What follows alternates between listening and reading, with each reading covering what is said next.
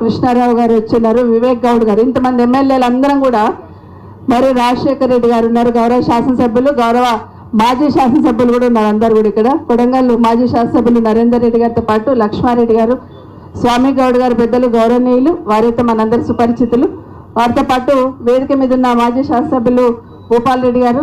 వీళ్ళందరూ ఎందుకు చెప్తున్నానంటే, ఒక్క మాట, ఈరోజు మేము ఇక్కడికి వస్తున్నామని నిన్న టీవీలో హరీష్ రావు గారు అనౌన్స్ చేసినప్పుడు ఉదయం 8:30 వరకు తెలంగాణ భవన్లో ఉన్నారు. వీళ్ళందరూ భరోసా ఇవ్వాలి, మన బాధ్యత, ఖచ్చితంగా వెళ్ళాలి ఐదర్శగోట అని చెప్పి మీరందరూ ఇక్కడికి వచ్చి మాకందరికీ వీళ్ళందరికీ ధైర్యం ఇచ్చే ప్రయత్నంలో వచ్చిన ప్రతి సోదరుడికి, ప్రతి నాయకుడికి ప్రత్యేకంగా ధన్యవాదాలు. వారం రోజుల నుండి వింటున్నాను. మా బాబు మీతో మాట్లాడుతూ కార్తీక్ కొన్ని విషయాలు చెప్తా ఉన్నాడు. పలానా కాలనీలు ఇట్లా పోతుంది, పలానా అపార్ట్మెంట్ ఇట్లా పోతా ఉంది, ఇట్లా అవుతుందమ్మా, నోటీసులు ఇచ్చినారని చెప్తా ఉంటే, సరే ఇంకా కొంత ఎక్కడెక్కడ ఇస్తున్నారో క్లారిటీ రావాలి కదా, వచ్చినాక వెళ్దామన్నాను. కానీ నిన్న మీరందరూ కూడా 6 గంటల వరకు తెలంగాణ భవన్కి వచ్చి మీరందరూ కూడా మీ ఆవేదన ఏదైతే చెప్పినారో, కేసీఆర్ గారు నాయకత్వంలో ఆదేశంతో గౌరవ హరీష్ రావు గారు అందరం కూడా అక్కడికి రావడం జరిగింది. మీరందరూ గట్టిగా ఏ విధంగా అయితే అంతవరకు వచ్చున్నారు, తెలంగాణ భవన్ వరకు వచ్చి గట్టిగా మీ వాయిస్ వినిపించే ప్రయత్నం చేస్తున్నారు. ఖచ్చితంగా ప్రభుత్వంలో కొంచెం కదలిక వచ్చింది. ఇద్దరు ఆఫీసర్లు వచ్చి ఒక మీటింగ్ పెట్టి చెప్పే ప్రయత్నం చేశారు. కానీ అది సరిపోదు, మనకందరు కూడా సరిపోదు. ఇక్కడ మాట్లాడిన ప్రతి ఒక్కరిని చూస్తున్నాం. ఒక్కొక్కరి మాటల్లో ఆ బాధ వింటుంటే ఎంత బాధ అనిపిస్తుందంటే, ఇప్పుడు ఒక ఆడబిడ్డ మాట్లాడింది, 9 నెలల గర్భవతిని, నెల రోజులు నిద్ర లేకుండా ఉన్నాను అని చెప్తుందంటే, ఒక్కసారి పైన ముఖ్యమంత్రి గారికి నిజంగా మానవత్వం ఉంటే ఈరోజు మాట్లాడిన ఒక్కరొక్కరు మాట్లాడిన మాటలు వింటే ఖచ్చితంగా పునరాలోచించాలి. కానీ ముఖ్యమంత్రి గారికి రోమ్ చక్రవర్తి లాగా ఉంది.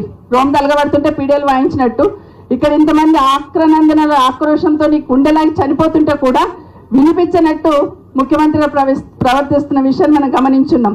నా రిక్వెస్ట్ వల్ల మీకు అందరికి ఒకటే, ప్రతి కాలనీ నుండి ఇప్పుడు మీరు మాట్లాడున్నారు కదా, గట్టిగా నిలబడండి, గట్టిగా ఉండండి, ఐకమత్యంగా ఉండండి, పోరాటం చేద్దాం. మీ ఇళ్ళకి డక్క తలకుండా చూసుకుంటాం. కానీ అందులో ఎవరో ఒకరు అటు ఇటు పోయింది అనుకోండి, వాళ్ళ స్ట్రాటజీ ఏంటంటే, మేము కన్విన్స్ చేస్తాం, మేము కన్విన్స్ చేసి తీసుకుంటాం అనే లెవెల్లో మాట్లాడుతున్నారు. దయచేసి ఒక్కరు హీల్డ్ అయినా మొత్తం అందరికీ దెబ్బ తగులుతుంది. కాబట్టి మీరు ఐకమత్యంగా ఉండి కొట్లాడితే ఒక్కరు కూడా మీ దగ్గరికి రాలేకపోతారని మాత్రం దయచేసి గుర్తుపెట్టుకోమని చెప్తున్నాను.